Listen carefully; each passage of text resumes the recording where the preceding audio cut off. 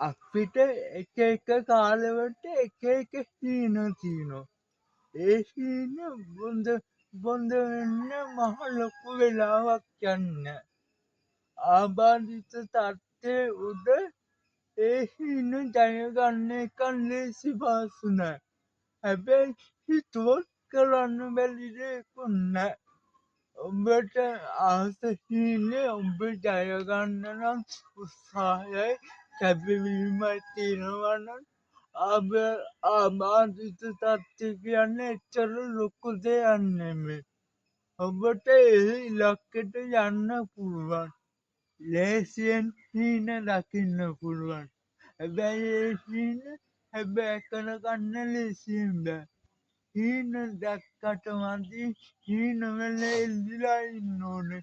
හීන හැබෑ කරගන්න. හීන කවදාහරිම ජය ගන්නකන් උත්සාහය අතාරින්න එපා.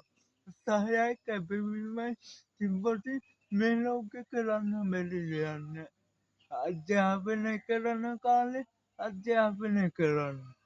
යෞවන කාලේ හොඳට වෘත්තීය පුහුණුව වචනයක් තෝරගෙන වෘත්තීය පුහුණුවක් ලබන්න. ඒක තමයි දැනට මට කියන්න තියෙන්නේ.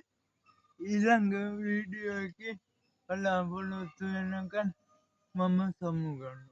ටෝක් විත් විරාජ්.